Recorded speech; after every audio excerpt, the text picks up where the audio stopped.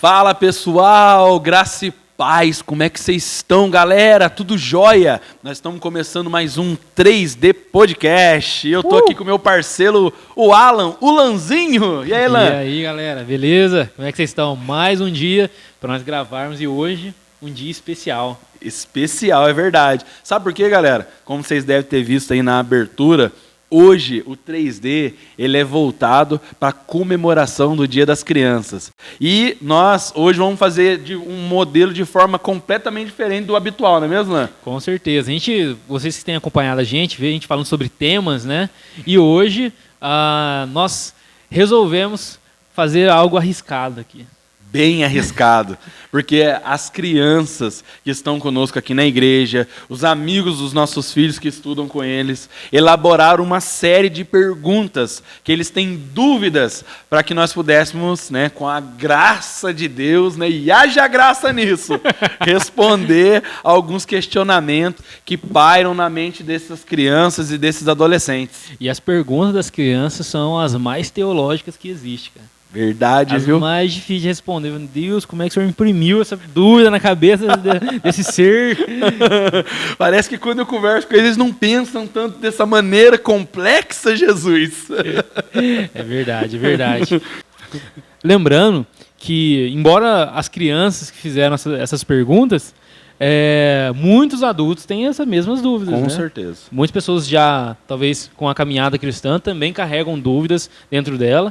E algumas delas aqui até é complexo, né? Verdade. Então a gente não está gravando o vídeo para as crianças, mas nós estamos usando as dúvidas das crianças, né? Dessa semana aí do Dia das Crianças, para responder essas dúvidas, que são dúvidas também de pessoas mais crescidas na fé. E às vezes até tem vergonha de perguntar. Então Verdade. Aproveita para assistir esse vídeo, porque as crianças estão ajudando vocês, às vezes nós que somos mais maduros, a tirar algumas dúvidas que a gente tem vergonha de perguntar, de pensar assim, nossa, vão pensar o quê de mim? Entendeu? Então aproveita, porque esse vídeo é para nós que somos crianças na fé, às vezes tem hora, né? Verdade. Imaturos, às vezes, no conhecimento. Então isso faz muito sentido para nós. Verdade. Então, bora lá para as perguntas? Vamos que vamos. Então, depois da vinheta, fica com a gente que você vai ver o resultado dessa brincadeira em Cristo, hein, meus irmãos? Vamos que vamos!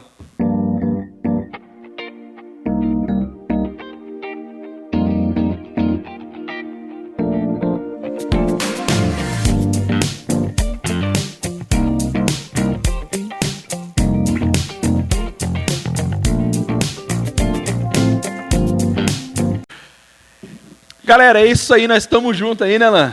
E nós vamos começar aí a responder a uma série de perguntas que foram feitas para nós. E a primeira pergunta aqui, tá? Eu quero começar já lendo essa pergunta, é o seguinte: como ser um cristão na escola? Como ser cristão na escola, hein, Lan? Como ser um cristão na escola? Olha para você ver.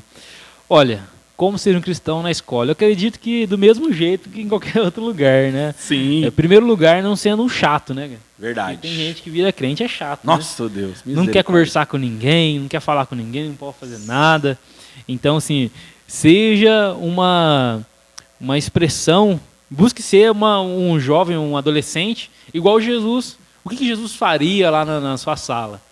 O que Jesus fez quando ele estava reunido com pessoas? Faz a mesma coisa que ele fez. Conversa com os amiguinhos ali, com os colegas, né? Não precisa participar das coisas erradas que eles fazem, né? Mas também não precisa mandar ninguém para o inferno, né? Julgar ou ficar xingando, condenando, se achar melhor do que eles, mas faça o que Jesus fez. Né? Com certeza, na sua sala, na sua escola, tem pessoas que não conhecem Jesus, não vão em nenhuma igreja, e é responsabilidade sua ser uma expressão de Cristo ali, né? Ser alguém que parece com Jesus, amando essas pessoas, conversando, mais uma vez, não sendo um crente chato, né? Aqui, você não pode fazer isso, viu? Verdade. Você não pode fazer isso, não pode fazer aquilo. Não, seja uma luz naquele lugar. E aí as pessoas que olharem para a sua vida e falam, nossa, que legal, a pessoa, ele não vai entender, nossa, parece com Jesus, mas tem alguma coisa diferente ali. É verdade. E entenda uma coisa, que ganhar pessoas para Jesus não é por aquilo que a gente fala, não é por aquilo que você vai pregar, anunciar. Isso funciona no culto, isso funciona dentro da igreja, dentro do discipulado, onde a pessoa já está introduzido no meio. Agora, na escola, como que as pessoas vão ver Jesus através de você? É pelos seus comportamentos, através das suas atitudes. Se você é uma pessoa que, às vezes, é paciente no falar, sabe, é tardio no irá. Então, não tente levar a sua religião para dentro da escola. Não, continua sendo você. Leve as ações de Cristo, leve os comportamentos que ele tem. Uma coisa que eu acho muito legal é quando a Bíblia fala que as crianças gostavam de Jesus, que as crianças queriam estar junto com ele. Por quê? Porque é óbvio que Jesus não era esses crentes chato. É óbvio que ele não era uma pessoa que era santarrão. É claro que ele devia de ser muito, brincalhão, é uma pessoa cativante, alguém que, sabe, na sua expressão de ação, ele trazia as pessoas para perto. Então, o meu conselho para você que fez essa pergunta é: seja parecido com Jesus, seja uma pessoa cativante, uma pessoa que inspire pessoas pela sua maneira de vida e de se comportar, e não pelas palavras que você tenta professar da sua fé. E outra coisa, né? Tirar notas boas. Tá? Respeite os professores, faça os trabalhos de casa, cumpra a sua responsabilidade como aluno, tá bom? Então, assim, não precisa ser mais uma vez, não precisa ser aquele chato da escola, mas entender que parte de parecer com Jesus na escola é também cumprir as suas responsabilidades em relação às atividades, em relação às regras da escola, né? E parte por esse princípio aí. Verdade. Sobre isso, galera. Vamos para a próxima, então? Próxima pergunta, vamos lá. A próxima pergunta é a seguinte: como que o Evangelho vai me ajudar, a libertar e me transformar no caminho para que eu possa viver longe do pecado, mas viver uma vida de obediência com Deus? Olha, como que a verdade do Evangelho vai me libertar das fortalezas. Olha, em primeiro lugar, você precisa crer de fato no poder do Evangelho, né? Tem pessoas que elas não conseguem muitas vezes entender o que é o Evangelho, a ponto de achar que aquilo que elas estão vivendo, o Evangelho não tem poder para transformar. Verdade. Tem pessoas que elas creem que Deus perdoa elas, mas elas não se perdoam. Sim. Fica carregando aquele peso, aquela culpa, né? Igual a pergunta aqui, labirintos, né? E as prisões do pecado. Isso. Então, justamente, o Evangelho ele tem esse poder, né? A mensagem que o Evangelho traz é esse poder de um Cristo que morreu para perdoar dos nossos pecados e nos libertar do domínio do pecado. Ou seja, existe uma força dentro de cada cristão, uma força capacitadora, né? Que é colocada no cristão para fortalecer ele na luta contra o pecado. Nas suas próprias forças, você não vai conseguir vencer o pecado. Isso é claro. Você pode fazer o que for. Nossa, eu preciso ser forte, eu vou vencer. Na sua força, na nossa força, nós não conseguimos. Por quê? Sim. A nossa natureza é pecaminosa. Verdade. Então, quando nós nascemos de novo, aí então é colocado em nós uma força capacitadora, né? Uma graça que nos ajuda. Em Tito vai falar isso, se eu não estou enganado, né, que a graça de Deus se manifestou salvadora a todos os homens, e ela nos conduz também na piedade, na santidade, ou seja, nos educa, né, a palavra que está lá, se eu não estou enganado, é nos educa, na piedade, na santidade, ou seja, ela nos educa, né, essa palavra que está lá no versículo, e é justamente nesse sentido, a mesma graça que me salva, ela também me transforma. Então, não tente lutar com suas próprias forças. Como a verdade do Evangelho vai me libertar, tal, não tente lutar com suas próprias forças. Ora, busca e confie na graça de Deus, que com certeza essa situação ela vai mudar. É verdade. E no Evangelho de João, estava até procurando um versículo que mais acabei não encontrando, fala assim, que se o Filho do Homem vos libertar, verdadeiramente sereis livre. E por onde vai acontecer essa libertação? Palavra. É a palavra de Deus que vai nos ajudar nessa condução. Então, assim, como ter certeza que o Evangelho de Deus, a palavra de Deus pode me libertar? É conhecendo ela. Se você conhecer a palavra de Deus, se você ler a palavra de Deus, se você tiver um tempo de relacionamento, com certeza você vai ser liberto por ela. E o que é essa liberdade? Porque a gente tem costume de meio que tornar isso algo místico, né? Como se tivesse prisões nos prendendo e tudo mais. Não, essa liberdade, na verdade, é eu ser liberto dos domínios, muitas das vezes, do meu eu mesmo. Porque o que mais nos conduz a ficar preso é o nosso eu. Porque ele nos coloca em decisões, né, em posições que acabam depois nos aprisionando. Ou seja, a gente tem atitudes que acabam atrapalhando a gente na nossa caminhada e fazendo com aquilo que poderia ser mais simples se torne mais complexo. Então, o que o Evangelho vai fazer? O que a palavra de Deus vai fazer? Vai fazer você enxergar, né, através da visão de Jesus. Exatamente. E isso vai te ajudar a ser liberto. Por isso que a Bíblia diz, se o Filho do Homem te libertar, ou se Jesus te libertar, verdadeiramente você vai ser livre. Exatamente, é João 8,36, né? João 8,36? 36.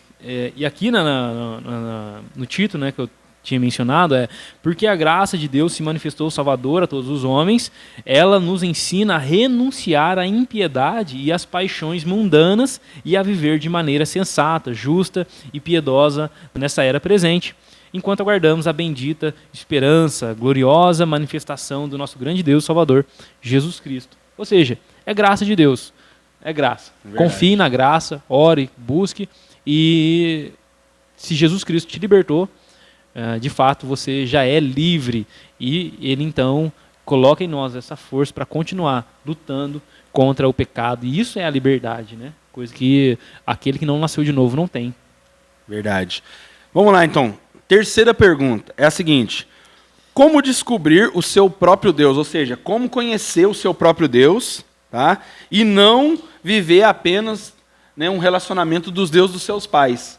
Um exemplo, eu não conheço Deus porque eu conheço Ele, porque eu tenho uma amizade com Ele, porque Ele é meu amigo, mas eu conheço Deus por causa dos meus pais, né? Por causa que os meus pais sempre me levou na igreja, eu sempre tive essa vida. Então, como eu descobri para mim esse Deus e começar a ter um relacionamento com Ele a partir do meu relacionamento e não através dos meus pais? Nossa. Em primeiro lugar, partir de um princípio que não necessariamente os seus pais terem um relacionamento com Deus ou expressar uma vida com Deus seja algo ruim para o filho. Sim. Né? Porque muitas vezes cria essa diferença, né? Os Deus dos pais, os Deus dos filhos. Não, você não precisa tomar isso como algo ruim. Tá? Tome isso muito pelo contrário, como algo bom. Os seus pais viram alguma coisa que você ainda não viu. Seus pais ouviram alguma coisa que você ainda não ouviu e aprendeu alguma coisa que você ainda não aprendeu.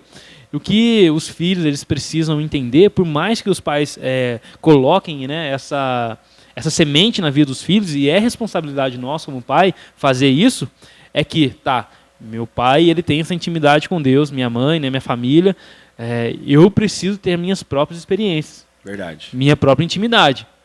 E aí você vai buscar em oração, vai buscar, Senhor, eu quero, Senhor, te conhecer, eu quero ter experiência com o Senhor, eu não quero viver das experiências do meu pai, embora de alguma forma ela vai te edificar, use isso como um trampolim, tá? Não como uma carga. Senão você, se você tem visto isso como um peso, ressignifica isso. Use isso como um trampolim, algo que vai te impulsionar para você ter as suas próprias experiências com Deus. E isso, é claro, é um processo de caminhada, de busca sua pessoal com Jesus, porque embora a sua família, os seus pais tenham um relacionamento com Jesus em família, na igreja, tal, na sua individualidade você também precisa conhecer esse Verdade. Deus. E Deus tá disposto a isso. Sim, com certeza. E uma coisa assim que você precisa pensar, igual o Lan falou sobre ressignificar. O que vem a ser isso? É dar um reset. Exato. Um exemplo, eu aprendi várias coisas com os meus pais, mas isso está sendo efadônio para mim. Então, elimina tudo isso. Não é que eu estou dizendo para você que não vai ter validade, mas coloque isso de lado. Tá? Vê ali um exemplo. Os meus pais sempre me imporam para me ler a Bíblia. Meus pais sempre colocaram para mim orar. Aquilo veio de ser algo gostoso, se tornou um peso. Então, isso não é descartável? Não, isso não é descartável. Você vai precisar disso. Se você quiser conhecer quem é o seu Deus, quem é o seu Salvador, o seu amigo, o seu pai. Mas coloca isso de lado e começa a criar métodos seus. Como você vai ler a Bíblia, como você vai tirar seu tempo devocional, como você vai orar, Como você vai ter essa intimidade com Deus, essa amizade com Ele. Uma coisa que eu acho muito legal é que em 2019, quando a gente foi na conferência Jesuscope, eu vi o pastor Luciano Subirá contando uma experiência dessa com o filho dele. A vida inteira, os dois cresceram, ele cresceu aprendendo com o pai dele, né, a importância de ler a palavra, de orar, de jejuar. E quando ele foi estudar nos Estados Unidos, o pai dele fez um compromisso com ele, né, de falar para ele assim, ó, cada mês subsequente, né, de mês em mês, eu vou te mandar uma ajuda financeira. E você precisa saber lidar com isso, se organizar, para você não gastar isso. No primeiro mês dele lá, ele já extrapolou o valor. E aí faltava coisa de um dia, né, e ele ligou para o pai dele, perguntando para o pai dele se o pai dele podia depositar. O Luciano disse assim, eu poderia depositar, mas o que eu ia estar ensinando para ele? Nada.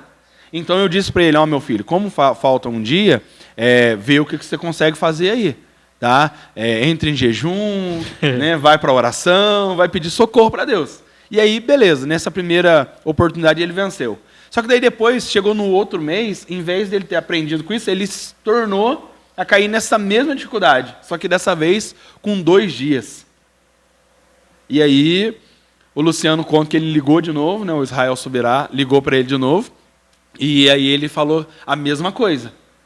E aí, só que dessa vez ele deu uma dica para ele, ele disse assim, ó, deixa eu te falar uma coisa, meu filho, por que além de você fazer essas coisas, você não vai atrás de descobrir o que o seu Deus pode fazer? Porque até agora você tem confiado no Deus dos seus pais, mas está na hora de você confiar e acreditar no seu Deus. E aí, então, o Israel conta que ele começou a orar e pedir para Deus uma direção de algo, como que ele poderia lidar com aquela situação, como que aquilo poderia ser mudado. E, de repente, Deus falou para ele, vai na fila da cantina para você comprar algo. E ele disse, mas como? Se eu não tenho dinheiro, não vai lá. E aí, quando ele chegou lá, ele estava pronto para comprar, ele era o próximo da fila, ele olhava para um lado para o outro, dizendo, Deus, está chegando a minha vez, e agora? O que vai acontecer? Meu Deus, o que eu faço?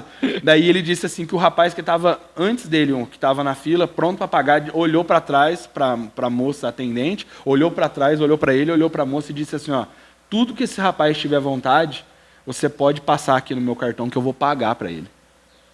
Aí ele disse que na hora ele ficou surpreso, assim, não sabia como reagir. Ele falou assim, não, eu só quero um café e um pão, né, que é um croissant, só quero um pão só. E tudo. Ele falou assim, não, eu sei que você tem mais vontade, porque Deus falou para mim que era para me te abençoar. Pega tudo que você tem vontade. E ali foi a primeira experiência que ele viveu com Deus fora do ciclo da paternidade, né, do relacionamento dos pais dele. Então, assim, se você quer viver o melhor que o seu Deus tem para você, sabe? Saia do ciclo da paternidade dos seus pais. Como isso? Vá você para o seu secreto. Não espere só a reunião de oração entre família. Vá você para o seu devocional. Não espere só os seus pais sentar com você para que você faça um devocional. Porque é dessa maneira que você vai começar a descobrir quem é, de fato, o seu Deus para você. E você não vai se limitar mais ao Deus dos seus pais. Amém. Bora para a próxima? Bora, vamos embora. Então demorou. A próxima é a seguinte. Por que em Babel as pessoas queriam construir uma torre que chegasse até o céu? Boa pergunta, hein? Boa pergunta. Vamos lá para o texto de Babel, né? Gênesis 11. Fala assim, ó. Saindo os homens do Oriente... primeira coisa aqui, ó, versículo 1, 11:1. No mundo todo havia apenas uma língua, um só modo de falar. Saindo os homens do Oriente, encontraram uma planície em Sinear, e ali se fixaram, né? Se estabeleceram. Disseram uns aos outros, vamos fazer tijolos e queimá-los bem. Usavam tijolos em lugar de pedras, e piche em vez de argamassa. Depois disseram, vamos construir uma cidade com uma torre que alcance os céus. Assim, o nosso nome será famoso e não seremos espalhados pela face da terra. É interessante. E aí, a resposta dessa pergunta está aqui, ó, no versículo 4. Fala assim, ó, vamos construir uma cidade e uma torre que alcance os céus. Por que eles queriam construir essa cidade? Assim o nosso nome será famoso e não seremos espalhados pela face da terra. Então esse é o propósito da construção da Torre de Babel, né? Eles queriam que o nome deles fosse famoso, eles queriam concentrar ali, e esse é o motivo, né? E aí Deus, no próximo versículo 6, no 5 e 6, né, ele desceu para ver o que os homens estavam construindo, e ele fala assim, eles são um só, falam uma língua só, começaram a construir, e isso em breve nada poderá impedir o que planejam fazer. Ele fala, né, vamos, desçamos, confundamos a língua que eles falam, para que não entendam mais uns aos outros. E ali dispersou para toda a terra, né? Então a resposta é essa. Por que Deus fez isso também, né? Porque o intuito de Deus para o homem, lá desde Adão, é multiplique-se e enche em toda a terra. O princípio de Babel é justamente o contrário àquilo que Deus queria. Eles queriam construir uma torre ali, fazer o nome deles conhecido, não de Deus, porque quando Deus fala encham a terra, é para que a glória de Deus, a imagem e semelhança de Deus espalhasse por toda a terra.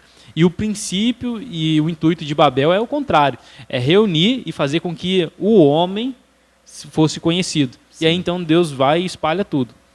E é isso aí, a resposta está no versículo 6. É verdade, não tem muito o que falar, essa pergunta é sobre isso mesmo. É mais direta, né? Essa pergunta é sobre isso, é pessoa que estava tentando fazer o contrário àquilo que era a vontade de Deus. Deus mandou povoar a terra e eles queriam ficar concentrados. Deus que precisa ser adorado, eles queriam pegar a adoração de Deus. Exato. Então é sobre isso, beleza? Vamos para a próxima. Isso aí. Quando formos para o céu, vamos nos lembrar das pessoas? E aí, gente? Tem bastante perguntas sobre isso, né? Será que animal vai pro céu, né? Pro meu cachorrinho, tadinho dele. Será? Eu acredito que sim, nós vamos ser glorificados, né? Vamos ser ali de uma forma transformados, aquilo que havia como pecado todo o nosso ser desaparecerá no momento da ressurreição, que o apóstolo Paulo fala que nós vamos ser transformados. E aí, porém, nós não vamos lembrar, tipo, nossa, olha o que aconteceu com tal fulano lá, olha o que aconteceu na época da guerra, assim, essa lembrança de tristeza, lembrança de dor, até mesmo as nossas memórias vão ser redimidas, né? Então eu acredito que nós vamos sim se lembrar das pessoas, né? Alguns versículos que as pessoas citam para negar isso, acredito que a gente precisa entender de uma forma diferente, mas se a gente for olhar, principalmente lá no texto, que eu acredito ser um texto que revela um pouco dessa nossa passagem para a eternidade, que é o texto de Lucas 16, onde fala do rico e do Lázaro. Ali, o rico, ele sabia o nome de Lázaro, ele reconhecia Abraão e ele lembra dos seus parentes. Né? Ele fala o seguinte, olha, deixa eu voltar para falar com os meus parentes, para eles não virem para esse lugar. Uhum. Ou seja, há a memória de que ele tinha família, há a memória de Lázaro. Então eu acredito sim que nós iremos nos lembrar uns dos outros, porém não numa lembrança triste do que aconteceu, chorar, até porque a palavra de Deus fala que lá não vai ter lágrimas, não vai ter choro, não vai ter pranto. Então nós vamos ter ali uma memória redimida, né? Transformada também.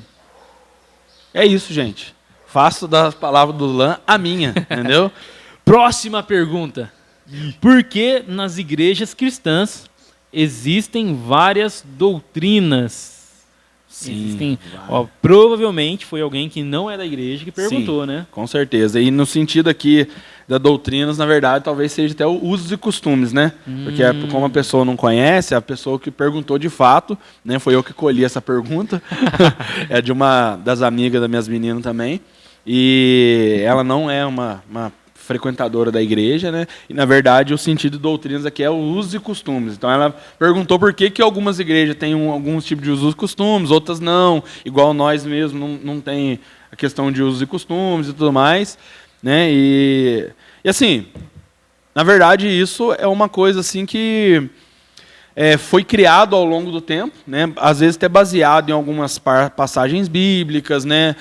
Como algumas igrejas falam a respeito da barba, né? De não deixar o rosto com barba e tudo mais, né? Porque no Velho Testamento cobra isso. Tem igreja que as pessoas precisam, as mulheres estar com saia. Hoje em dia já até flexibilizou em algumas dessas igrejas, justamente porque não é todo emprego que aceita a mulher trabalhar de saia, então precisa estar pelo menos com uma calça. Tem a ver com, às vezes, a pessoa ir para a igreja com uma roupa mais, que vai sensualizar, então acaba, se restringindo a isso. Mas, assim, o que nós precisamos entender sobre essa questão de usos e costumes? Que nos dias de hoje, existem várias igrejas ainda que têm esses usos e costumes, e tem igreja que não. Assim, o que eu penso? Procure o melhor modelo que você se encaixa.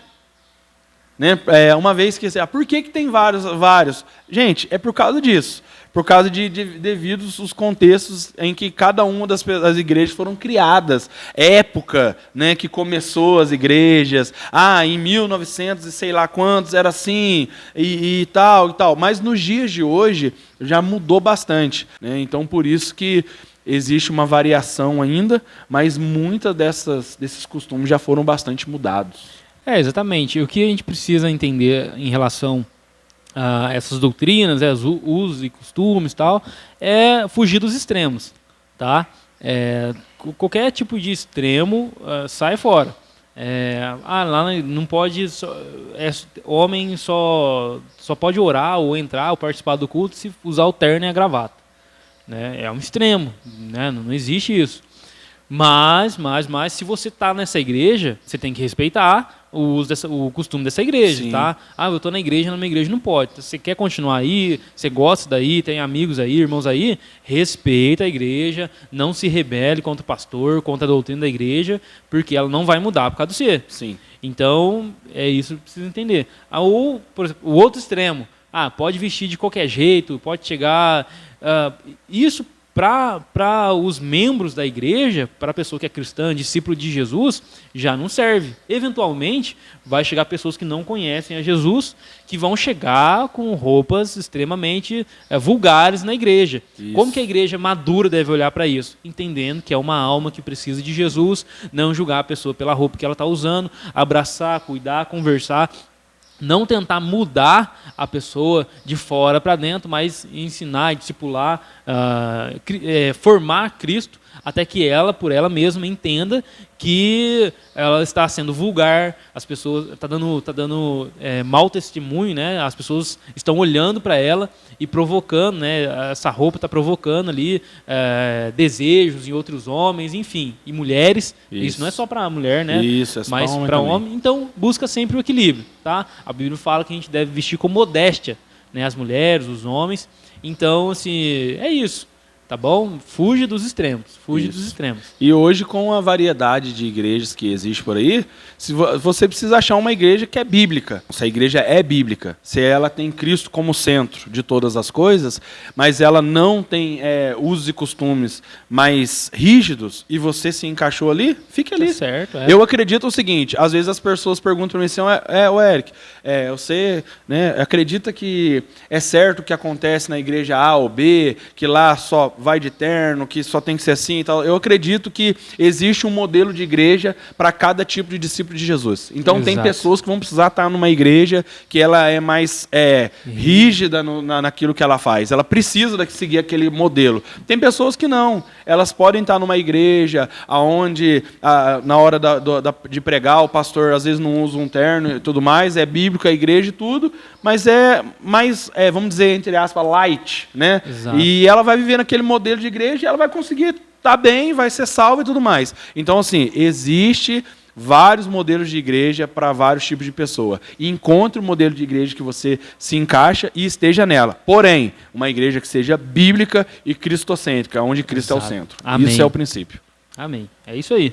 Então, mais uma, hein? Vamos lá. Próxima pergunta.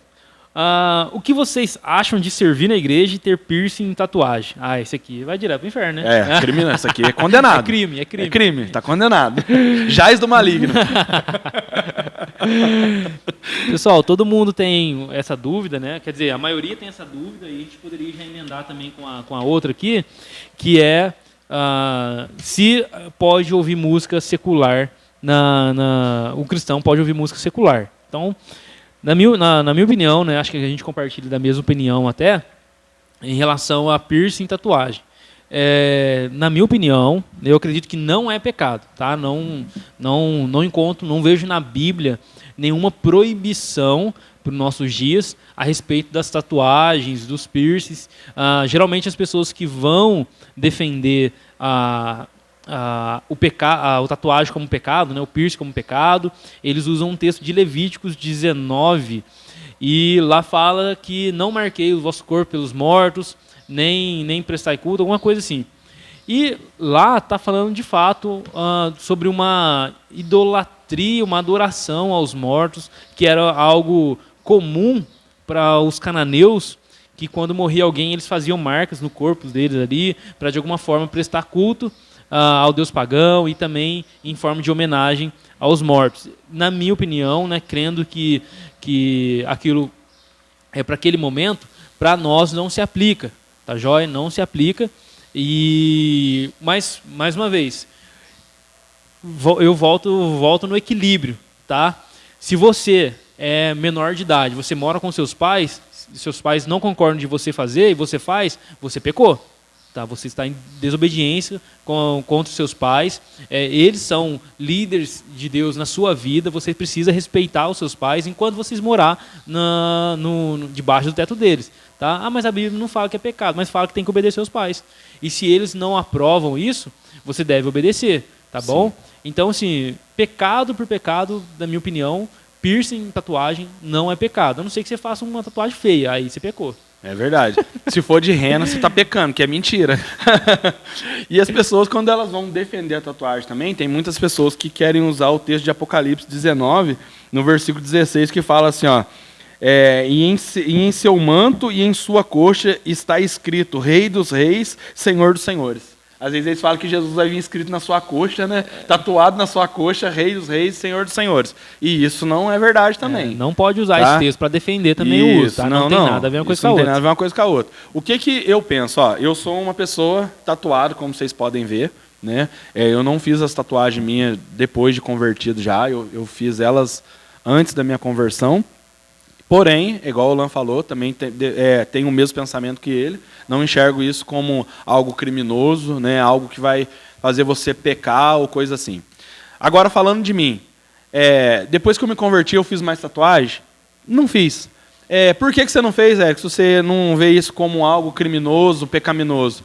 Na verdade, porque eu não sinto vontade de fazer. Então, assim, hoje em dia se tornou meio que irrelevante para mim, sabe? Até eu tenho o nome das minhas meninas escrito tatuado no peito, e falta o nome de uma delas, né? E é da minha caçula. E ela cobra isso de mim bastante, né? Que eu não fiz, que se eu não fiz é porque eu não amo e tal. E eu falo para ela, não, seu nome está tatuado no meu coração e tal. Mas assim, não é nem questão de nada disso. É questão assim que... Sabe quando se tornou desinteressante? Então, às vezes, eu não ligo muito. Até falei para ela que pretendo um dia, quem sabe, fazer o nome aqui para acabar com essa polêmica. Sabe? Mas é algo assim que, para mim, hoje se tornou irrelevante. Então, assim, toma cuidado, porque, às vezes, quem defende tatuagem está tentando fazer uma tatuagem partindo de um princípio de rebeldia. Exato. Né? Tem o Harris que caminha com a gente aqui, que outra hora, quando a gente estiver em outro ministério, que não tinha o mesmo pensamento que a gente, ele queria muito fazer. E eu discipulei ele faz muito tempo. E na época eu disse para ele, não, cara, você não vai fazer. Ah, mas não é errado, você sabe que não é errado, eu sei que não é errado. Sim, porém, a gente está numa comunidade onde eles acreditam que isso não é bom. E aí a gente vai respeitar esse princípio. A minha esposa não tinha tatuagem nessa época que a gente estava lá. E eu falei, a gente vai respeitar esse princípio. A gente não vai fazer isso aí. E a partir do momento que a gente não tiver mais num lugar onde a visão não seja essa, aí vocês vão ter a liberdade de fazer ou não. Certo? E aí depois que a gente saiu, passado um ano já que a gente estava com esse trabalho, já na família Beré e tudo, eles acabaram fazendo. Né? E algumas pessoas, é claro, criticaram, falaram, você saiu da igreja para fazer tatuagem. Algumas pessoas vão falar isso aí. Mas não, é o princípio de que, quando estava lá, a gente respeitava o que era doutrina, o que era costume da igreja. Aí voltando naquela pergunta anterior. Né? E agora a gente está numa comunidade onde não tem esse pensamento. Então, pode-se fazer. Agora, igual o Lan disse, se os teus pais não são a favor, se eles não têm esse pensamento, então não faça. As minhas filhas às vezes perguntam para mim com a minha esposa, quando a gente tiver a idade e tudo, o que vocês acham disso e tudo mais. A gente sempre aconselha eles, tudo bem, a gente não tem nada contra, pensa certinho o que vocês vão fazer, o lugar que vocês vão fazer, se vocês perceber que vai atrapalhar vocês, às vezes, num serviço, naquilo que vocês querem fazer como faculdade, faz então num lugar onde seja mais restrito, onde as pessoas não vão ver assim, né, de forma escandalosa, igual eu tenho nos meus braços, né? Então, talvez se nos braços vão ser mais escandalosos, então não faz, vai atrapalhar você, então não faz, entendeu? Então pense muito nisso. Sobre a música circular, que é a próxima pergunta. Bem, eu tenho parte do pensamento do seguinte: toma muito cuidado com aquilo que você está ouvindo, porque o apóstolo Pedro, quando eles são interrogados, eu sei que talvez você possa pensar, mas o contexto não tem nada a ver e tudo mais. Ele diz, nós não podemos deixar de falar aquilo que temos visto e ouvido. Aquilo que a gente ouve, aquilo que a gente vê, vai fazer muito sentido da forma que a gente age. Então, por isso que ele está dizendo que a ação deles de falar de Jesus, ela não podia ser reprimida, porque aquilo que eles viam e ouviam, aquilo borbulhava dentro deles a ponto que eles não conseguiam ficar calados. Então, o que eu quero dizer para você? Toma muito cuidado com o que você ouve e vê, porque isso pode borbulhar dentro de você a ponto que isso possa refletir no teu comportamento. Tá? Eu estou ouvindo uma música circular que fala de morte, de sensualidade. Isso vai dominar o seu pensamento. Toma cuidado, então, sabe? Então, assim, eu parto do ponto do seguinte, não sei se o Lan pensa do mesmo pensamento que eu, ele também não é obrigado a pensar igual eu, nem eu igual ele, né, Lan? Exato. Eu acredito muito nisso. Eu, assim, tem músicas que às vezes até eu ouço e que você fala assim, nossa, cara, essa música aqui não está ferindo algum princípio que eu creio, essa música não está indo contra, às vezes está falando de um amor entre um homem e uma mulher, não está idolatrando, não está falando de uma traição, não está incentivando, sabe? Tem coisas assim que eu falo, cara, talvez isso não seja algo condenável, algo que, meu Deus do céu e tal, talvez alguém possa até deixar no comentário contrário a esse pensamento meu, e não tem problema você discordar disso, mas tem coisas que a gente precisa analisar. Então, o meu conselho para você sobre música circular, sobre aquilo que você está vendo, uma série, às vezes, né, o que você está assistindo, o que você está consumindo, seja bastante analítico. Se você não tem condição de analisar isso, leva até os teus pais. Leva até os teus líderes e pergunta para eles, isso, o que você acha disso? O que você acha daquilo outro? Será que isso é legal para mim eu poder ler? Será que isso é legal para mim poder ver? Os meus filhos sempre fazem isso comigo. E eu acostumo assistir as séries que eles estão vendo, eu costumo participar das coisas que eles estão participando, até mesmo para mim poder falar se é bom ou se não. Então, façam isso, que é a melhor maneira de você saber se de fato é bom ou não. Exato, e fuja dos rótulos, né? Isso aqui é música do mundo, isso aqui é música da igreja. Tem música, embora a gente entenda o que as pessoas querem falar, tem músicas que são consideradas ou são descritivas como música da igreja, que eu jamais concordaria com a letra daquela música. Verdade. Né? Então, e tem músicas que são rotuladas como música do mundo, quando você vai ver a letra, está falando muito mais da grandeza de Deus, sem diretamente mencionar Deus, do que a música que está sendo tocada na igreja. Então, fuja dos rótulos, tá? Sim. Analise a letra, analise aquilo que está sendo falado. Se aquilo, como o pastor o Eric disse, a música ela tem um poder sobre as pessoas muito grande. Tá? Muito grande, de influência violenta mesmo. Verdade. De transformar o seu humor, mudar o seu estado emocional. Você quer agitar, você ouve uma música, ela te agita. Você vai numa musculação, na academia, qual música tá tocando lá? Não está tocando música melancólica, está tocando rock, música pesada, música para cima, porque o poder de energizar as pessoas, então ela tem uma influência muito grande na nossa mente. Então, de repente, você ouve uma música que te faz lembrar do passado, te coloca na bad, você fica triste. Então, sim, pondera, analisa. Né? Se eu fosse aconselhar, eu não aconselharia as pessoas a ouvirem nada do que não vai edificar elas, de alguma forma. A música lá fala de traição, fala principalmente esses sertanejos universitários. É só pegação, traição, relacionamento fora do casamento, antes do casamento. Uma pornografia cantada. Verdade. Então, assim, eu aconselho as pessoas não ouvirem isso, por causa justamente do poder que aquilo vai exercer a sua vida a médio e longo prazo. E, mais uma vez, fuja dos rótulos. As pessoas falam assim, não pode ver novela da Globo. Nossa, novela da Globo é do capeta, porque tem um centro de macumba embaixo da Globo. Eu vi muito isso, sabia? Só que aí a pessoa pega para maratonar uma série que é pornografia do começo ao fim. Mas como tá no nome lá Netflix, não é tão pecaminoso como se tivesse nome Globo. Então, assim, olhe para o conteúdo, olhe para a mensagem, fuja dos rótulos, tá? Então, é isso aí. Beleza, então. A próxima pergunta é a seguinte: qual é a diferença entre a igreja católica e a igreja evangélica? Olha, rapaz. Olha. Meu Bom, Deus. tem bastante diferença, né? Sim. Tem muita diferença. Começar pela liderança, né? O estilo de liderança da igreja católica, ela é diferente da igreja evangélica na maioria dos casos, tá? Na igreja católica tem lá o padre, ele tem o método para poder chegar lá nessa função, né, de padre, nesse ofício.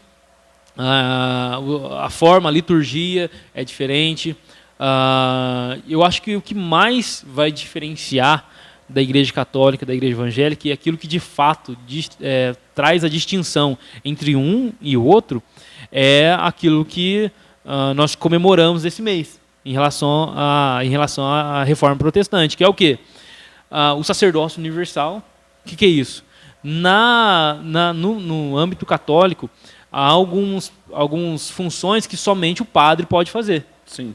Somente um sacerdote ordenado pode fazer. Por exemplo, num culto público, é só ele que pode ali exercer a leitura, fazer ali a missa, né, realizar. Eu não sou um especialista em igreja católica, então eu não vou falar com exatidão, mas só o padre que pode dirigir ali. Isso. Expulsão de demônios, né? Somente um sacerdote ordenado ali tem um nome específico que pode praticar o exorcismo. Basicamente, assim, mediar o relacionamento entre o fiel e Deus. Então, parece que o padre ali, a liderança católica, eles exercem um poder de mediação muito maior do que na igreja evangélica. E já na igreja evangélica, já não tem isso, né? Nós cremos no sacerdócio universal dos crentes, onde todos têm acesso a Deus e eles não dependem da estrutura para chegar a Deus. Quem nos aproxima de Deus é Jesus. E isso é o que nós vamos, no vídeo, né? Inclusive, já fica aí o spoiler, nós vamos gravar um vídeo esse mês ainda falando sobre a reforma protestante. Isso aí. O que nos aproxima de Jesus, de Deus, é o próprio Jesus, né? E existem várias outras diferenças em questão de liturgia de culto, a estrutura, quando a gente, eu já li pontos da estrutura católica ali, que foi defendida no Vaticano, lá, aquelas, como é que chama, rapaz?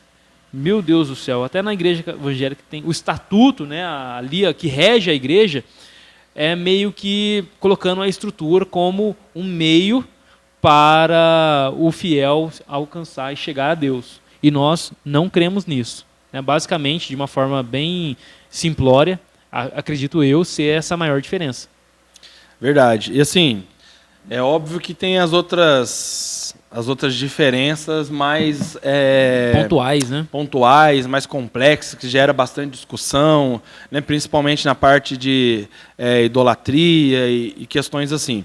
Mas é igual o Alan falou, basicamente, né, o que a religião evangélica tem bastante essa visão cristocêntrica, né? Onde Jesus é o centro, onde Jesus é o mediador, ninguém vai ao Pai a não ser por Ele, onde a gente tem uma liberdade também de fala com Deus, né? Porque na igreja católica, geralmente, eu já fui da igreja católica, inclusive eu fui até coroinha, né? Nossa, imagina ser de coroinha. Eu fui coroinha, cara. Agora eu tô coroa. Coroão. Agora eu tô coroão.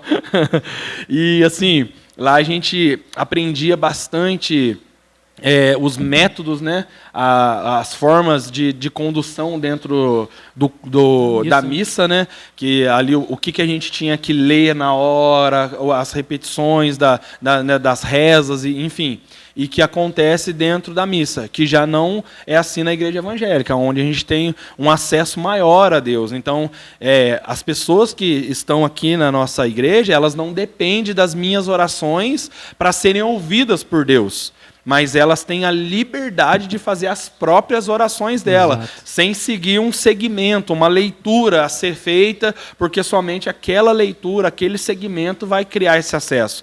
Não é dessa maneira, né? Até mesmo porque antigamente, no Antigo Testamento, não era muito diferente do que é a Igreja Católica nos dias de hoje. Havia o sumo sacerdote que entrava no santo do santo, em nome de todo Israel, que oferecia todo o sacrifício, que fazia parte toda litúrgica para que Israel tivesse acesso a Deus. E aí isso foi rompido com a vida de Jesus. Inclusive, se vocês lerem lá no livro de Mateus, né, ali no final, ali, se eu não estiver enganado, acho que no capítulo 27, quando Jesus ele diz está consumado ali na cruz e morre, né, há uma repartição, o véu do templo rasga ali. E aquele rasgar simboliza o romper, que agora todas as pessoas teriam acesso a Deus. Né? Aquele véu do templo se rasgando é o que separava o homem de Deus. Então aquilo se rompe em Jesus e agora nós, no nome de Jesus, temos acesso a Deus. Então, assim, essa é a principal diferença que eu vejo entre a igreja, né, evangélica, a igreja cristã, né, e a igreja católica, onde a gente tem um acesso livre. Exatamente. E existem outros pontos, Sim. né? Mas basicamente isso aí. Tem em relação ao culto aos santos, né? A questão, como o Eric falou, da Maria. Tem a continuação do papado ali, que eles creem que Isso. o Papa, a função, o ofício apostólico, ele continua por meio do papado. Isso. Né? E várias outras questões. Enfim, é isso. Né? Na igreja evangélica, na igreja católica, existem muitas diferenças, inclusive na doutrina, porém, a maior delas, eu acredito que seja essa que nós mencionamos, né? Esse acesso ao Pai. É isso aí. Vamos para a próxima. A próxima é a seguinte: como saber se estou sendo conduzido pelo Espírito Santo? Meu Deus. Eu acredito que nós, como bons carismáticos que somos, né? Ou não tão bons assim, né? Mais ou menos, né? Sim. Mas carismático, nós cremos na continuidade dos dons, nós cremos, né, na manifestação ali do Espírito em relação aos dons, na condução do Espírito pelo testemunho interior, né?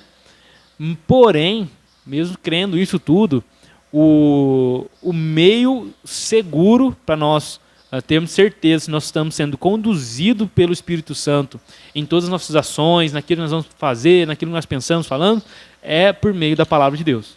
Verdade. E eu, assim, para ser bem direto e objetivo, eu quero citar o texto de Gálatas, capítulo 5, versículo 22, que diz assim, ó: mas o fruto do Espírito é amor, alegria, paz, paciência, amabilidade, bondade, fidelidade, mansidão e domínio próprio. Contra estas coisas não há lei. O fruto do Espírito, para mim, é o maior exemplo de saber se você está sendo conduzido pelo Espírito Santo ou não. Porque o relacionamento com o Espírito Santo vai produzir esse fruto em nós. E esse fruto vai gerar como resultado que nós sejamos pessoas que amam, que são alegres, que têm paz, paciência, amabilidade, bondade, fidelidade, mansidão e domínio próprio. Então, como saber se eu estou andando com o Espírito Santo ou não? É olhar para você e ver se você reflete algum desses frutos. Talvez a gente não vai ter todos, porque nós não somos perfeitos como Jesus era, mas a gente precisa refletir algum dele ou alguns deles para sabermos se de fato o Espírito nos conduz. Amém. É isso aí. Então, de maneira simples, está respondido. Vamos lá, a próxima. Por que alguns cristãos se acham melhores que as pessoas do mundo? Oh, meu Deus do céu. Provavelmente, mais uma vez, né, essa pergunta pode ter sido feita por pessoas que não são cristãs, né? Verdade. Porque falou ali meio na terceira pessoa, né? Eles, né, os cristãos. Então, na verdade, essa é uma crítica, né? Na verdade, que nós mesmos temos que fazer e também fazer uma reflexão sobre isso, né? Se de fato há esse caso. Quando a gente fala assim, alguns cristãos, de fato, nem todos são assim. Verdade. E aqueles que são não deveriam ser. Sim. Na verdade, nós não somos melhores em nada do que ninguém. E talvez aqueles que são, talvez nem são tão cristãos, assim, ou não sejam cristãos, né? Verdade, é verdade. A única diferença, né, eu acho que tem uma pergunta dessa depois, né? Depois a gente vai falar sobre isso também. Nós não somos melhores do que ninguém, nós estamos caminhando ali no aperfeiçoamento em Cristo, né? Sim. Nós confiamos naquele que é justo e naquele que nos justifica. Então, assim, quem se acha melhor não deveria ser. Eu acho que eu ouvi algo interessante esses dias, que aquele lance, né, falando agora numa linguagem mais cristã, para os cristãos, né, eu tenho certeza da minha salvação. E aquilo, de alguma forma, traz orgulho para a pessoa. Eu sou salvo. Sou salvo. E talvez esse tipo de pensamento gere essa prepotência, né? Mas o que nós temos que pensar é que não só, a pessoa pode, né, ter certeza da salvação, enfim, mas nós temos que pensar de uma forma que traga humildade o seguinte, eu tenho certeza que o sacrifício de Cristo ele é poderoso para me salvar. E a Bíblia nos traz uma observação e uma orientação. Aquele que pensa que está de pé, cuide para que não caia. Então isso deve manter a gente num lugar de humildade, de mansidão, né, de misericórdia, de se colocar no lugar das pessoas. Então, assim, essa pergunta, nós devemos encarar ela como uma crítica. Sim. E como também fazer uma autoanálise, né? Não deveria isso acontecer, verdade. Tá bom? E também, assim, falando de nós, né, nós podemos falar só de nós mesmo, como cristão aqui, e assim, nós como cristão, acho que o que leva muitas vezes as pessoas a pensarem isso é o nosso dedo indicador, né? Muitas das vezes sendo apontado, né, para as pessoas, criticando isso, aquilo, outro. Né? Assim, é óbvio que a gente sabe o que é certo e o que é errado diante de Deus. Nem diante da lei, nem diante disso. Diante de Deus, porque a gente lê a palavra dele, então a gente acostumou a saber o que é a vontade dele. Então a gente tenta procurar viver nisso. Não que nós sejamos perfeitos e a gente não consegue viver tudo isso, porque como o Lan bem disse, né, aquele que começou a boa obra vai aperfeiçoar até os dias da vinda dele mesmo. E nós temos que cuidar, né, para não cair. Perfeito nós vamos estar só quando ele vier. Então nós precisamos estar cuidando para a gente não cair. Então o meu pensamento é para que nós possamos nos autoavaliar. Acho que todo cristão ele precisa se autoavaliar antes de tentar avaliar alguém. E assim, o melhor modelo que pode ser usado para saber quem é melhor do que o outro, ou cristão ou não crente, é Jesus. E quando a gente coloca em Jesus como evidência, a gente percebe que nós que somos cristãos, como aquele que não é crente, todos nós somos ruins. Exato. Estamos perdidos se não for Jesus por nós. Então, assim, me perdoa se algum momento alguém de nós se colocou nessa posição sobre vocês, ou se até mesmo nós deu a entender em algum momento sobre isso. A verdade é que nós somos tão pecadores quanto vocês, e o que nos faz diferente hoje é saber que no nome de Jesus ainda há um socorro para nós. Então, a única diferença que eu vejo de nós para o não crente é confiar no nome de Jesus. Mas, fora isso, nós estamos tudo na mesma caca. Exatamente. Carecemos da misericórdia e da graça de Deus. Sempre. Amém. Então, é isso aí. Próxima pergunta. Como lidar com igrejas com lideranças rígidas? Olha, rapaz. Como lidar com igrejas, né, com lideranças rígidas? Pessoal, acho que isso a gente também chegou a falar um pouco na questão da doutrina, na questão da doutrina, né, dos usos e costumes. Mas assim, na questão da igreja rígida, né, do líder, da liderança rígida, a liderança, não sei se talvez até mesmo opressora. Como lidar com isso? É o que nós já dissemos aqui. Olhe para ver se examine isso a partir das Escrituras, a partir da Bíblia. Vê se isso é algo bíblico, vê se Cristo de fato está dentro disso. E a grande questão é, se você vê que essa liderança não traz Cristo como centro de todas as coisas, sai disso. E aquele negócio, né? A liderança, ela tá lá para um motivo. Para te aconselhar, para te instruir, às vezes, para te corrigir, te exortar. Isso faz parte do papel do líder. Sim. Tá? Então, nem sempre quando o líder for te exortar, você precisa analisar. Poxa, eu estou errado, eu preciso ouvir, porque se ele está lá com um papel ou deveria estar lá no papel de liderança, porque ele alcançou um nível de maturidade que as outras pessoas ainda não chegaram. Então ele está lá como um irmão mais velho para conduzir, para ajudar, para aconselhar. Agora, existem aqueles que extrapolam o limite do seu exercício ali, da sua função. Quer tomar conta da vida da pessoa, a pessoa não pode nada, está sempre lá no pé. Tem que me honrar, tem que me servir. Então, assim, esse tipo de liderança narcisista racha fora. Tá? Eu sei que é difícil, né? Tem que analisar, tem que ver, mas se você de alguma forma detectou que o seu líder ele oprime os fiéis, oprime a sua vida, quer tomar conta, qualquer coisa que você faz é desobediência ao líder, porque tem que honrar o líder, não sei o que, tudo é desobediência, você não pode ter opinião contrária, você não pode dar sua opinião, não pode pensar diferente. Na minha opinião, todo respeito, analisa certinho e perna para quem tem. Né, porque esse tipo de lugar não é um lugar saudável emocionalmente. A liderança narcisista é o pior lugar de se estar.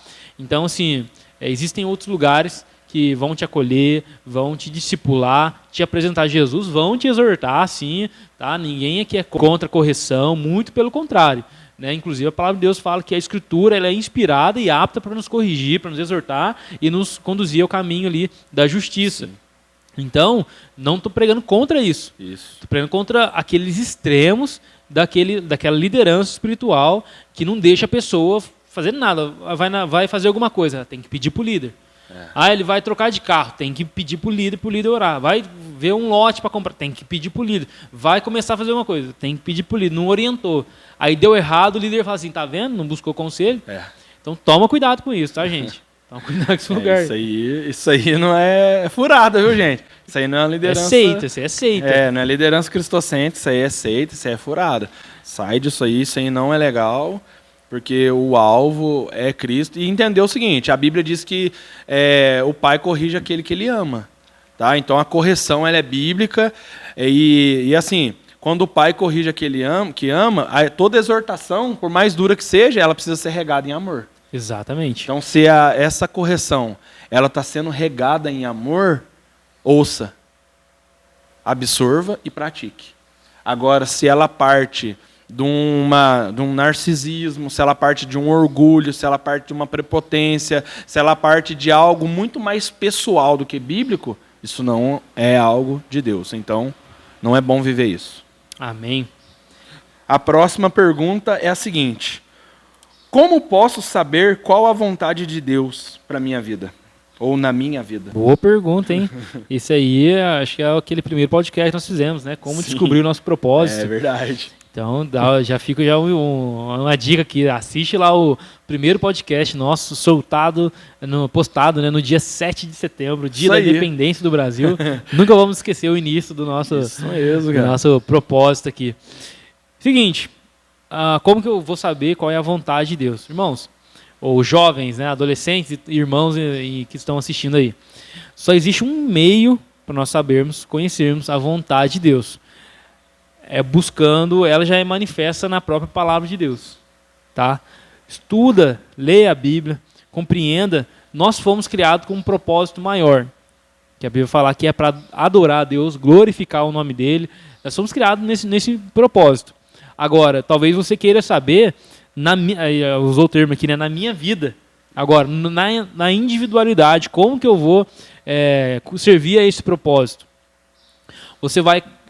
trazendo lá as dicas do primeiro podcast, né? Sim. Você vai andar com pessoas que vão te auxiliar nessa caminhada.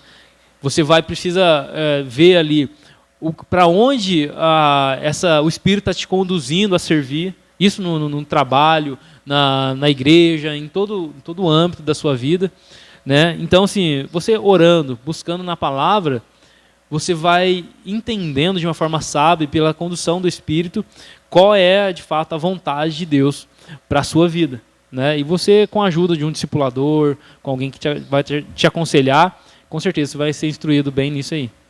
E é isso, gente. Não tem muito o que acrescentar, né? Igual o Lan disse, a melhor forma de você saber, dá uma corridinha lá no nosso primeiro podcast, falando sobre propósito. Você vai ter um discernimento bem legal ali, uma explicativa bem boa. No dia do 7 de setembro, da independência, né, o que nós falamos era como aprender a ser dependente de Deus.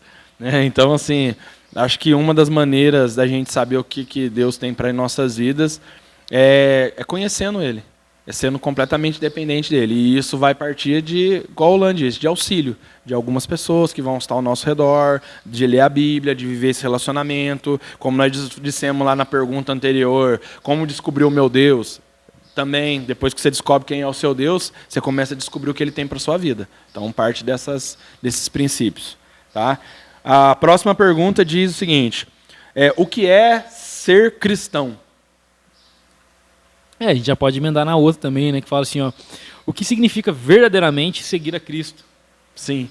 Basicamente, uma está na outra. Uma está na outra, né? E acaba respondendo. Então, assim, o que é ser um cristão é seguir a Cristo. Aí a próxima pergunta, o que é seguir a Cristo? Então, pessoal, seguir a Cristo é observar tudo aquilo que Ele ensinou e pôr em prática.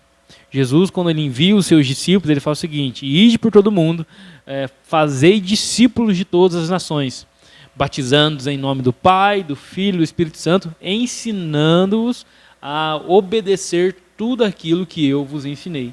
Sim. Então, ser um seguidor de Jesus, ou ser um cristão, a gente vai fazer uma campanha para mudar agora essa nomenclatura, né? Ser cristão, antigamente, trazia mais peso do que ser evangélico. Agora, todo mundo é cristão. Né? Então, agora nós vamos mudar para discípulo. Né? Como ser um discípulo de Jesus. Então, ser cristão verdadeiramente e seguir a Cristo é ser um discípulo de Jesus que obedece tudo aquilo que Ele ensinou. Tá? Mas, para isso, eu preciso saber o que Ele ensinou. E aí, mais uma vez, não tem como fugir das Escrituras. Mergulhe na Palavra de Deus, nos Evangelhos, no Novo Testamento, no Antigo Testamento, que aponta para Cristo, e procura obedecer tudo. Não é a obediência que vai te levar à salvação, mas a partir do momento que você é salvo, você tem o Espírito de Deus atuando na sua vida, Ele te conduz a esse caminho de obediência. E isso, é claro, que leva também à nossa próxima pergunta, que diz, por que Deus criou a Bíblia e qual a importância dela? Justamente por isso. Se você quer se tornar um discípulo, é por isso que Deus criou a Bíblia. A Bíblia é como um manual de instrução para nós. Então imagina que você comprou um eletrodoméstico, um computador, um celular, e ele vem com um manual de instrução explicando para você como que você vai utilizar aquilo. Então, basicamente, a Bíblia é isso para nós. É Deus explicando para nós como que nós devemos funcionar. Então, por isso que ela é importante para nossas vidas, porque ela vai nos dar os caminhos, os meios de se tornar esse discípulo, de se tornar essa pessoa que Jesus, Deus, nos criou para ser. Então, por que Deus criou a Bíblia? Para que ela seja um modelo de vida para nós. Por que ela é importante? Porque ela nos ensina a ser um discípulo e nos aponta a Cristo, nos aponta a Deus, e ela nos conduz naquilo que Deus tem para nós. E agora a próxima aqui é: por que vocês fazem culto durante a semana? Pessoal, quando a gente vai para o Novo Testamento, a Bíblia ali meio que aponta a reunião dos discípulos de Jesus, não tinha um dia específico.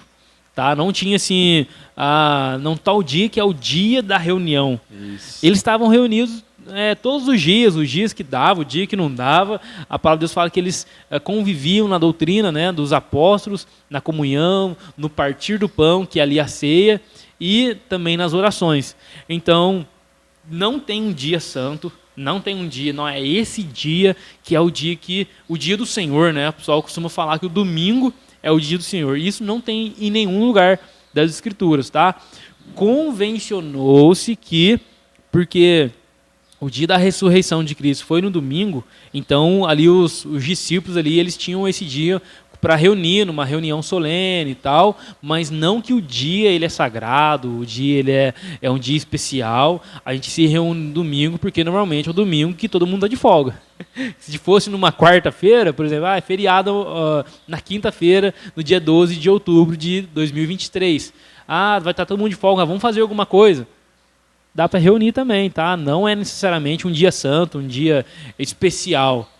Uma vez eu estava conversando com um rapaz, e aí eu falei, vamos para a igreja e tal. Dia de semana eu trabalho, ele abriu um negócio, né? E aí eu perguntei para ele, mas domingo você não abre? Ele falou, não, domingo é dia do Senhor.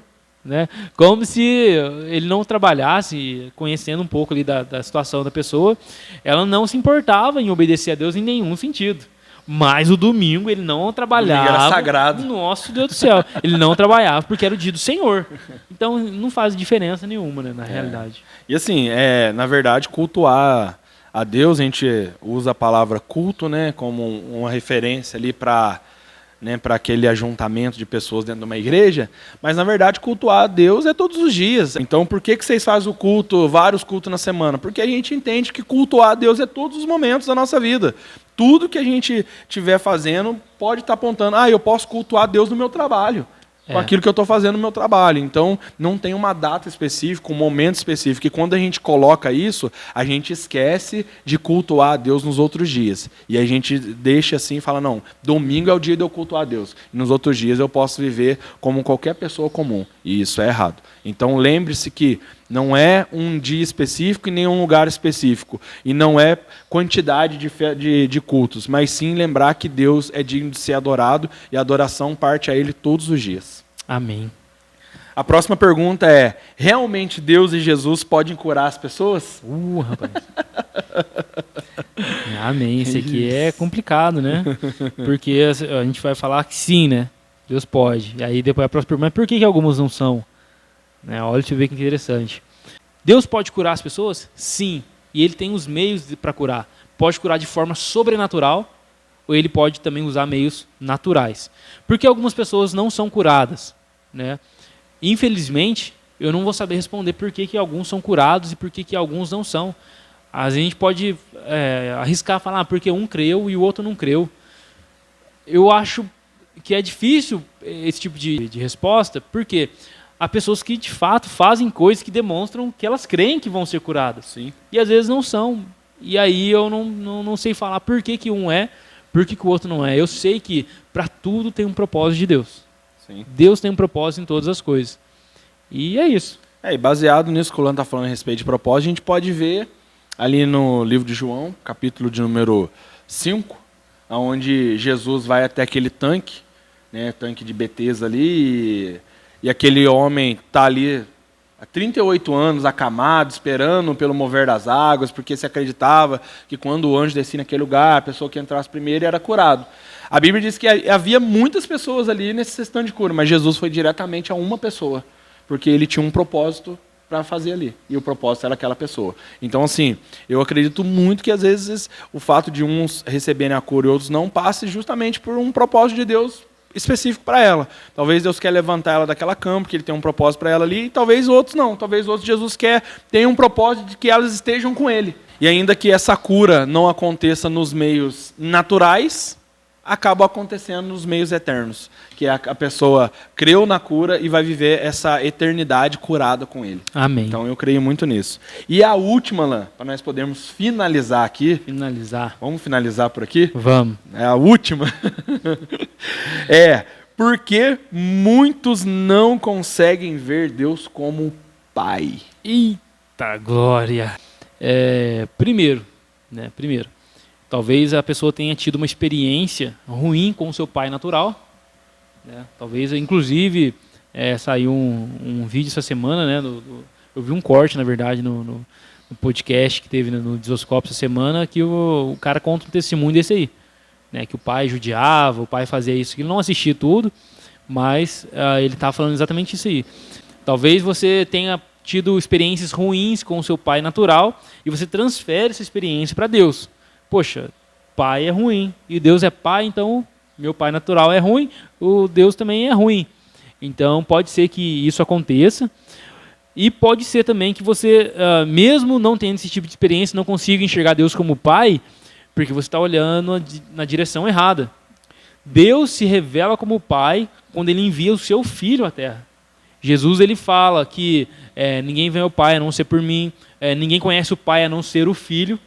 Ou seja, como nós vamos conhecer Deus como Pai? Olhando para a paternidade de Deus em Jesus. Sim. E Jesus, ele revela o Pai. Né? Jesus, ele não é o Pai, tá? Mas ele revela o Pai. Se você quer conhecer Deus Pai, olhe para o Deus Filho, ele aponta para o Pai. Então, e sobre isso, né, é você pensar o seguinte: não coloca Deus no mesmo alicerce, patamar que o seu pai natural está. Entenda que Deus, ele vai além, né, de toda a capacidade humana, e ele nunca vai estar no mesmo nível que os nossos pais estiveram, estejam, né? Então, assim, não se limite a Deus ao seu pai. Eu tive uma experiência ruim, como o Lam bem disse, com o meu pai, ou com alguém que foi exemplo de pai na minha vida e fez mal para mim, e agora eu não consigo viver essa paternidade através de Deus. Não faça isso. A minha esposa mesmo, ela conta um exemplo disso, que ela teve dificuldade justamente por não ter crescido, né, com o pai, teve tido experiências contrárias, e aí ela teve dificuldade de enxergar essa paternidade de Deus, né, de chamar Deus até de pai. Né? E aí, a partir do momento que ela entendeu que o Deus não tem nada a ver com a paternidade exercida pelos pais terreno, é onde ela pôde romper esse lacre que bloqueava ela de acessar essa paternidade de Deus. E assim, você entender que o nosso Pai, que é Deus, né, o Deus Pai, ele fez algo que jamais qualquer outra pessoa pudesse fazer.